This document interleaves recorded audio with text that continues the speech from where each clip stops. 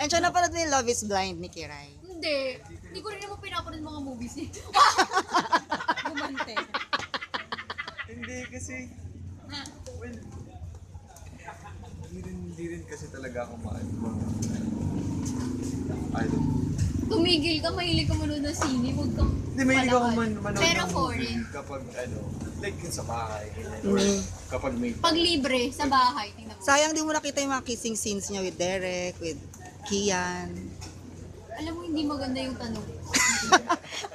Alam mo saan papunta. Ay! So dito ba may kukunan kayong kissing scene? Tapos na. hindi pa. May kuha naman tayo. Hindi wala pa kami nakukuha. Wala pa kami nakukunan. Wala. Kaka-start first day namin today. First day! Lawin mo.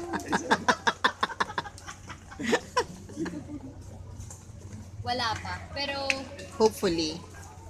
pwede mo naman sabihin, papakita naman ng regalan. Meron. Ano ron? Meron. Ikaw pa nga nagsabi nun sa script eh. Nag-script reading. Ayaw. Pero, pinupush namin isa lang. Mm-mm. We'll see. Pero yun Isa na. lang sa lips, Actually, pero hindi maraming necking. Necking. Ito naman, dami. ano yung necking? Siyempre sa Sobrang dami. Hindi. Tinatanong ko nga kasi nga, yung mga kiss ko naman kila kuya, hindi naman ako gumagalaw dun, di ba? Smack lang. Anong smack? Di talaga ako gumagalaw, literal. Ganun lang. Tapos tinanong ko yung AD namin, kasi nga kinakabahan, lagi naman sa mga kissing scenes. Unlike kay kuya, sobrang sanay na siya makipagkemehan, di ba? Pero ako, sobrang hindi ako sanay. Kaya tinanong ko yung AD namin kung paano ko hahalikan si Enchong. Sabi niya, isipin mo, siya yung taong mahal na mahal mo. Sabi ko, so anong gusto mo? Laplapin ko si Enchong sa harap niyo? Kasi, Ay, doon sa workshop. hindi, bago lang.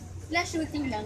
Tinanong ko si Maita. Pag nag-shoot na tayo sa Friday. Kasi nga, sobrang iba siya sa Love is Blind. Mm-mm.